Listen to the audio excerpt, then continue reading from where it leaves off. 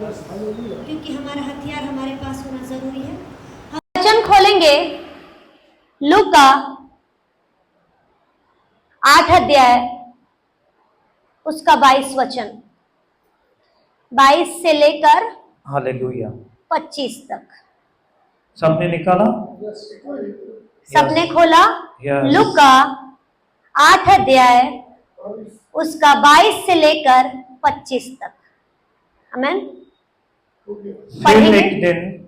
फिर एक दिन वह और उसके चेले नाव पर चढ़े और उसने उनसे कहा कि आओ झील के पार चलें। सो उन्होंने नाव खोल दी, पर जब नाव चल रही थी तो वह सो गए और झील पर आंधी आई और नाव पानी से भरने लगी और वह जोखिम में थे। तब उन्होंने पास आकर उसे जगाया और कहा, हे स्वामी, हम नाश हुए जाते हैं।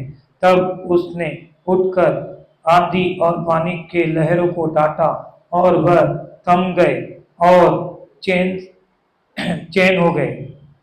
और उसने उनसे कहा, तुम्हारा विश्वास कहाँ था? पर वे डर गए और अचंभित होकर आपस में कहने लगे, यह कौन है जो आंधी और पानी को भी आज्ञा देता है और वह उसकी मानते हैं। आमेन, आमेन, आमेन, हालेलुया। वचन कह रहा है कि फिर एक दिन वह उसके चेले नाव पर चढ़े और उसने उनसे कहा, आओ झील के पार चले। किसने कहा? चेलों ने यीशु से कहा कि नाव पर चढ़े और नाव के ऊपर बैठकर क्या करना है? झील के पार जाना है। Hallelujah, hallelujah. अतः उन्होंने नाव खोल दी। जब नाव चल रही थी तो वह सो गया। कौन सोया? यीशु सो गया। प्रभु यीशु। हालेलुया, यीशु सो गया और झील पर आंधी आई और नाव पानी से भरने लगी और वे सब जोखिम में थे। हालेलुया। अभी हम कंटिन्यू इन दिनों यही सीख रहे हैं, विश्वास। जैसे कल हमारा वचन था जन्म के अंधे के ऊपर, उसके ऊपर सुसमाचार और विश्वास कैसे करना है। तो इसमें भी वही है। जब चेले यीशु के साथ नाव पर चढ़े और यीशु आराम से सो गया, टेंशन फ्री होके। उसे पता था कि नाव झील पार करनी है। चेले बैठे हैं और थोड़ी देर बाद, शायद काफी समय भी हुआ हो क्योंकि पूरा डिटेल नहीं लिखा है, हो सकता है लंबा समय निकल गया हो और एक समय ऐसा आया जो उस झील में आंधी आने लगी, तूफान उठने लगा और सारे चेले क्या हो गए? डर गए, क्योंकि नाव क्या हुई? पानी से भरने लगी और यीशु आराम से सो रहा है, पर चेले हड़बड़ा रहे हैं, वो डर रहे हैं। इन दिनों बहुत सारे परिवारों में या दुनिया में अभी भी झील है, आंधी तूफान है, यीशु भी है, चेले भी हैं, डर भी है, जोखिम भी है। पर क्या उस यीशु की तरह लोगों का विश्वास है? हालेलुया। यहां तो आंधी और तूफान पानी में आया, पर इस समय दुनिया में अलग अलग बातों के द्वारा आंधी और तूफान आते हैं। सबसे पहला फाइनेंस में ऐसी आंधी आती है कि लोग हिल जाते हैं। ऐसा तूफान उठता है कि लोग शहर के शहर छोड़कर भाग भी जाते हैं। होता है ना? यस। फाइनेंस में आंधी तूफान आता है, परिवारों में आंधी तूफान आता है। फाइनेंस में गड़बड़ हुई कि परिवार हिल जाता है कि कैसे होगा, क्या होगा। जो लोग एक दूसरे को ऊंचा उठाते हैं वो लोग भागने लगते हैं। क्यों? क्योंकि उनकी परिस्थिति उन्हें मालूम पड़नी शुरू हो जाती है। आंधी तूफान आता है, रिश्तों में गड़बड़ियां होनी शुरू हो जाती है। आंधी तूफान है पर पानी में नहीं है, अब लाइफ में है। हालेलुया। मानते हैं? यस। हालेलुया। हालेलुया। पर यहां यीशु आराम से सो रहा है और चेले हड़बड़ा रहे हैं। उसी तरह यीशु हमारे बीच में है, हमारे साथ है, हमारे अंदर है। आमेन। पर जब परिस्थिति बिगड़ती है तो हम भी हड़बड़ा जाते हैं, हम डगमगा जाते हैं, डर जाते हैं कि कैसे होगा, क्या होगा, कैसे हम इन चीजों से बाहर निकलेंगे। हमारी पोजीशन तो यहां थी पर अब हम यहां आ गए हैं। ऐसा नहीं कि आने वाले समय में हम यहां आ जाएं। डर आना शुरू हो जाता है, डर, जोखिम। और उस डर को हटाने के चक्कर में बहुत लोग अपनी परिस्थिति को बदलने के चक्कर में गलत कदम उठा देते हैं। हमने देखा है ऐसे परिवारों को, ऐसे लोगों को देखा है। अरे आपके पास यीशु है, वो है। इसमें कह रहा है वचन कि वो सो रहा है, पर हमने वचन सुना है एक और वचन कि वो न कभी सोता है न कभी वो ऊँघता है। हालेलुया। दोनों बातें हैं। इसमें सो रहा है तो क्या वो जानबूझ के सो रहा है? वो चेलों का विश्वास परखने के लिए सो रहा है, क्योंकि उसने चेलों के ऊपर मेहनत की है। जो चेले उसके साथ दिन रात रहते थे, जिन चेलों के आगे उसने चिन्ह चमत्कारों को किया है, मुर्दों को जिंदा किया है, पानी को दाखरस में बदला है, पतरस को पानी पर चलाया है, तो आज अगर थोड़ी सी आंधी आई और थोड़ा सा तूफान आया तो आप कैसे डर गए? हालेलुया। वो परखता है, परखता है। वो विश्वास को परखता है कि क्या मेरा बेटा, मेरी बेटी उस विश्वास में अब भी मजबूत है या अब भी कमजोर है। हालेलुया। हालेलुया। देखिए, जब तक जीवन है तब तक परिस्थितियां ऊपर नीचे होंगी, जोखिम आएगा, आंधी तूफान आएंगे। अगर हम डर के दुबक के घर में बैठ जाएंगे तो कुछ नहीं होने वाला, कोई सॉल्यूशन नहीं है। अगर बाहर निकलना है तो यीशु को पकड़ के अपने साथ चलो। हालेलुया। क्योंकि वो ऐसा यीशु है जिसने मौत को हरा दिया। हालेलुया। तो क्या वो हमारी परिस्थिति को नहीं बदलेगा? यस। क्या वो फाइनेंस की कंडीशन को पूरी तरह से ठीक नहीं करेगा? वो परिवार के हालातों को फिर से ठीक नहीं करेगा? वो रिश्तों को क्या फिर से मेल मिलाप नहीं कराएगा? करेगा, क्योंकि वो सामर्थी खुदा है। यस, आमेन। वो अधिकारों से भरा हुआ परमेश्वर है। स्वर्गीय पिता ने यीशु के ऊपर सारे अधिकार दे दिए हैं। यस। और उसने हमें दे दिए हैं, ट्रांसफर किया है। पिता ने यीशु को दिया, यीशु ने हमें दिया। Yes, hallelujah. पर हम उन अधिकारों को ना तिजोरी में बंद करके रखे। Yes, Jesus. लॉक लगाया, चाबी को संभाल कर रख दिया, पर जब अब मुसीबत आई है तो चाबी नहीं मिल रही।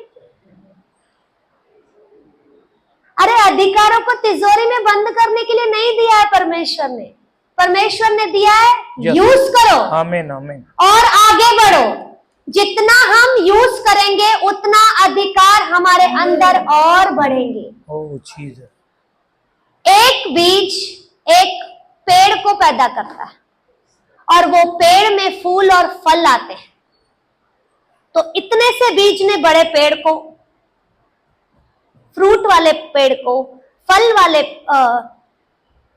फ्रूट और फूल, ऐसे पेड़ को उसने बनाया एक छोटे से बीज ने। तो एक छोटे से विश्वास ने हमारे लाइफ को चेंज कर दिया है। Hallelujah, hallelujah. एक छोटा सा विश्वास। वचन कहता है जब तुम राई के दाने की तरह विश्वास करोगे, राई का दाना इतना सा रहता है, उस विश्वास से हमारी परिस्थितियां बदल जाती हैं। पर जब परेशानियां आती हैं, परिस्थितियां गंभीर होती हैं, तो हमारा विश्वास परमेश्वर की ओर नहीं, लोगों की ओर ज्यादा होता है। हालेलुया। कि अरे कोई तो मेरी मदद करे, यस, कोई तो मेरे ऊपर हाथ रखे, मेरे लिए प्रार्थना करे। अच्छी बात है आप किसी से प्रार्थना करा रहे हैं, बहुत अच्छी बात है। वो प्रार्थना कर कर व्यक्ति चला जाएगा, पर आपके ऊपर तकलीफ है, परेशानी आपके ऊपर है। जितना आप यीशु के साथ बैठेंगे, जितना आप अपने घुटनों को यीशु के आगे टिकाएंगे, जितना आप अपनी परेशानियों के लिए हाथों को उठाकर यीशु से मांगेंगे, आपकी परिस्थिति तुरंत बदल जाएगी। Hallelujah, hallelujah. क्योंकि उसमें वो सामर्थ है। यस, सामर्थ है। यहां चेले डर गए, हड़बड़ा गए कि अब क्या होगा, आंधी आ गई है, तूफान आ गया है, नाव पानी से भरने लगी है और ये यीशु सो रहा है, उसे अपने बच्चों की परवाह नहीं। जरूर बोल भी रहे होंगे कि ऐसा कैसा बाप है कि बच्चे तकलीफ में आ गए हैं और खुद सो रहा है। मरकुस में लिखा है कि पीछे गद्दी लगाकर वो सोया है।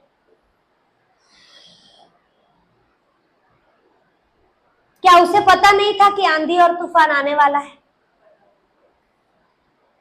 फिर भी तो चेलों को लेकर चला। सामना करना सीखना है। परिस्थितियों का सामना करना जब तक आप सीखेंगे नहीं, आपके जीवन में गवाही कैसे तैयार होगी? आमीन। सामना करना आना चाहिए। हालेलुया। आगे लिखा है, तब उन्होंने पास आकर उसे जगाया और कहा, स्वामी स्वामी, हम नाश हुए जाते हैं। तब उसने उठकर आंधी और पानी की लहरों को डांटा और वे थम गए और चैन हो गया। हालेलुया। चेलों ने आखिर कुछ समझा नहीं, उसने यीशु को उठाया कि हम नाश की ओर जा रहे हैं, नाव में पानी भरते जा रहा है, हम मौत के ऊपर आ गए हैं, हमें बचा, कुछ तो ऐसा कर।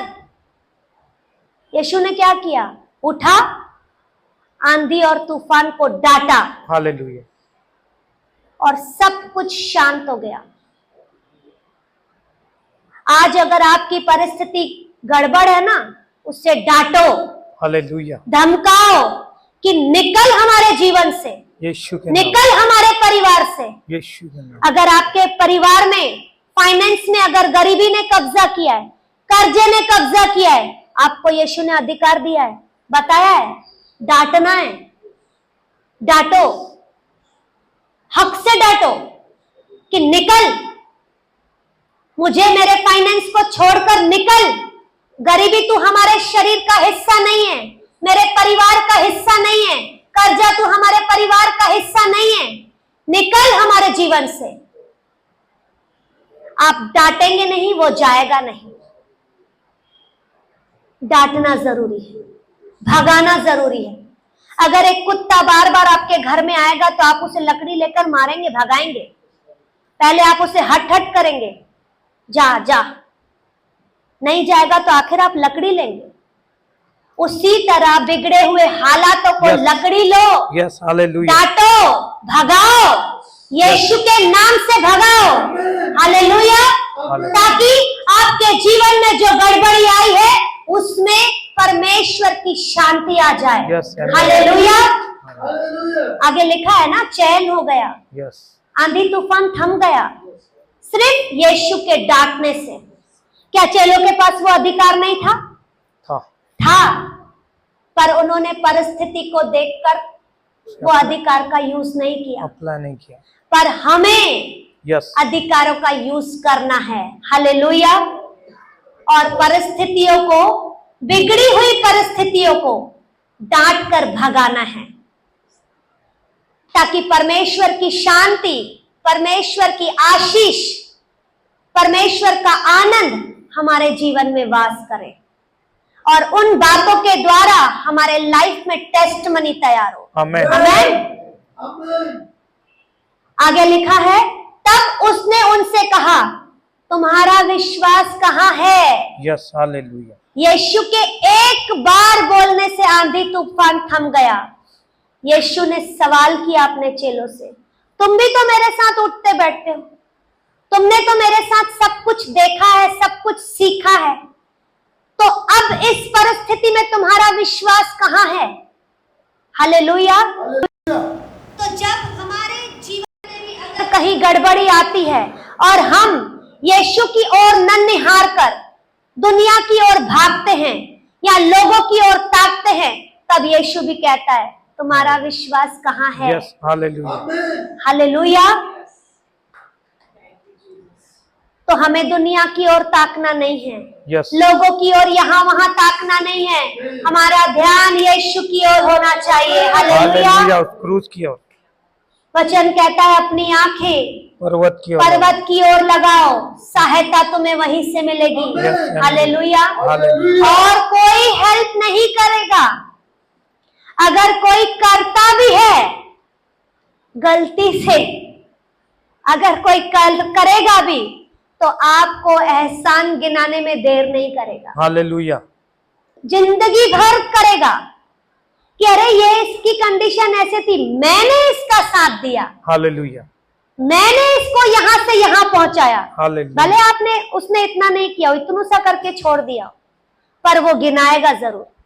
पर हमारा यीशु, जिसने हमारे लिए सब कुछ कर दिया, अपने आप तक को हमारे लिए दे दिया, क्रूस पर चढ़ गया वो हमारे लिए, हमारे हालातों के लिए, हमारी तकलीफों के लिए, ताकि हम नाश से बच जाएं। तो हमें क्या करना है? उसकी ओर निहारना है, उस पर विश्वास को बढ़ाना है कि मेरे हालातों को मेरा यीशु बदलेगा, मेरी बिगड़ी हुई परिस्थिति को मेरा यीशु चंगा करेगा, बीमारों को यीशु उठाकर खड़ा करेगा। हालेलुया। गरीबी को यीशु अमीरी में बदल देगा। उसमें वो अधिकार है, उसके पास वो सामर्थ है। हालेलुया। आगे वचन कहता है, पर वे डर गए और अचंभित होकर आपस में कहने लगे, वह कौन है जो आंधी और पानी को भी आज्ञा देता है और वे उसकी मानते हैं? चेलों को पता है कि सब कुछ करने वाला यीशु है। यीशु ऐसा व्यक्ति है जिसकी आज्ञा को आंधी और तूफान भी मानते हैं।